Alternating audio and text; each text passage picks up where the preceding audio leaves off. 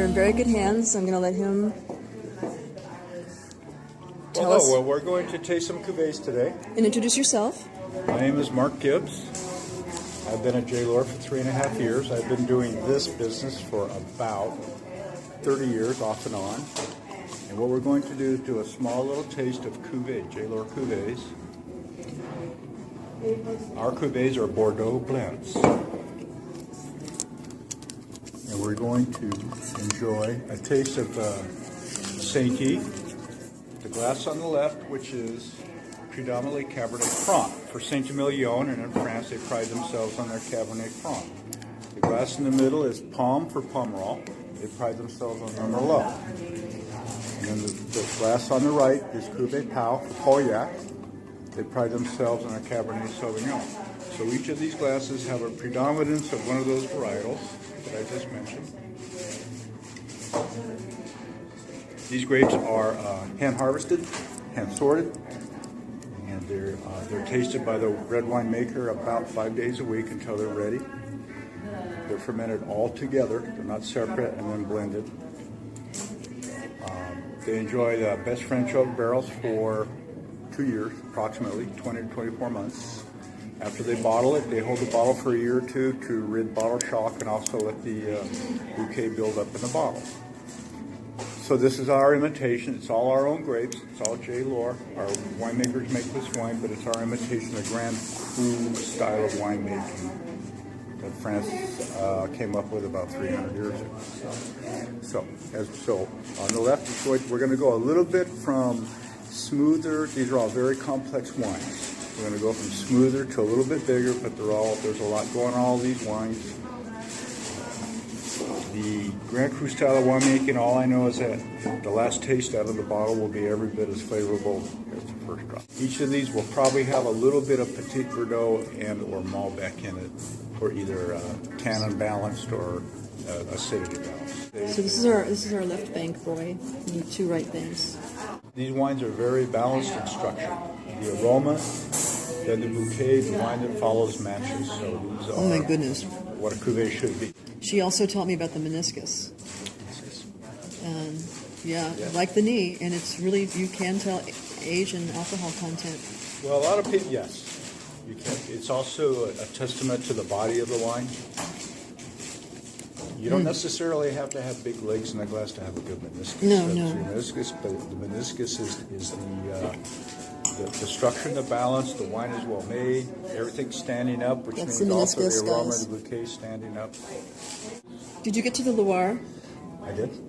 It's pretty stunning. All through the Loire Valley. That's where the kings used to stay, so that's why you have real big chateaus dotting the landscape, because that was their holiday area.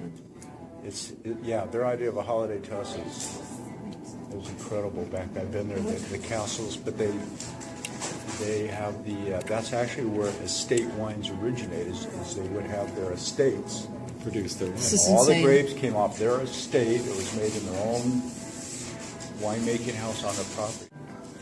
You're a raconteur, you know that. That's a good thing to have. I've been called a lot of things. Yeah, that's a good thing. So a little bit for my go-to wine every day is Merlot. It's not quite as heavy as Cabs. It has fruit, drinks by itself, goes with a lot of food. But our Cuvée Pomme, there's almost pomegranate in our Pomme. And that's just the richest. It has a richer body. It's not as soft as the Saint-Y. It won't be as big as the Pau. I don't think I should taste it, but wow. This is my. This is lovely. It is lovely wine. It's pretty color. It's got a lot of fruit up, but it's rounded. It's rounded down and become more of itself. This wine will age really, really well. And goes with a lot more foods. It's got a little bit more leeway because the tannins are softer. Mm-hmm. You don't need the big fat and protein. I tell people they're easier to balance. When they don't like wine, I said have a piece of cheese and it's going to completely morph. Now we're talking. And then on your right is the Cuvée Pau for Pauillac. This is predominantly Cabernet Sauvignon. So this is going to be your kind of your Bordeaux profile answer, but the nose is really, although it's still It's there. It's not overpowering. It's all structured and balanced. The finish is there, but it's not lingering. So who's this group over You there? got a little bit more vine stock in the wine here. Oh, good. We get to see that's Lohr, the oldest cow, Jerry Lohr. Jerry just walked out. Jerry's I out thought there. so. I could just Jerry's tell out that. there in the parking lot. So these guys, they're in there tasting. They have their concoctions and they're tasting. I could tell that, yeah. Yeah, so they're nicest folks. Would they have a picture with me on my birthday? I know. Keep up or else you're lost. Cuvées, we will produce about Yeah, nobody wants to admit it. maybe 800 cases for the entire world annually. So these are distributors who want to get their hands on these. These end up with your higher end restaurants.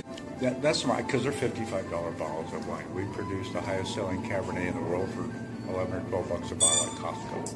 That's the workhorse. This is a But real what gum grabber. What J. Lohr does right is we have wines from $10 a bottle to $55 or so a bottle.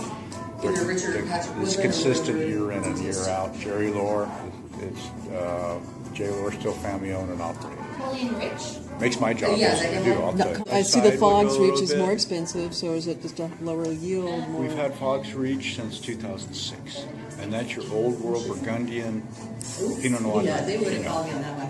I absolutely love the wine. The Highlands Bench is about a year old for us for pouring, so, and it's more New World, softer on the palate. So let's just taste it. Yeah, How would you much do is that with it? me, Joel? So the Fogs Reach is I call it street level 101. You're driving along, west side, ground level is the Fogs Reach. They call it Fogs Reach because when the valley gets hot, it sucks the fog over the hills into the winters. That's what we have in Billroy. So in the summer, when these things are really starting to get towards their most ripened stage, the fog comes in, so you get the heat in the day, they cool off at night. So you get this real typical, I'm going to call it Burgundian winters. And she told me I'd got to try the Petite Syrah. Well, our petite is delicious. Hit me up. Hit me up. Okay. Do it. They don't write back. And what do I have to do to get a glass like you've got? Not the big one. Mark, Hey, Mark, you have a big glass for the big wine. What's the alcohol in this? It's 100% 14.9. It's 100% Petite Syrah.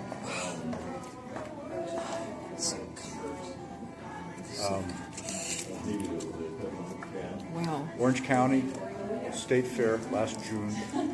2,700 wines entered competition. 39 wines got 4 gold stars, and Oh that's my one goodness. of them. So it's not grapey. It's not over the top. Petite Syrah. It's big and bold like it should be, but it's balanced. It's amazing that you guys do these many, the tiered, and you get excellence. They're big. That's what I'm saying. There's something for everybody. They're big. You can crack I'm open a a fan. bottle of wine I'm a big every day, fan. everyday wine, enjoy it, or you can enjoy some. Wow.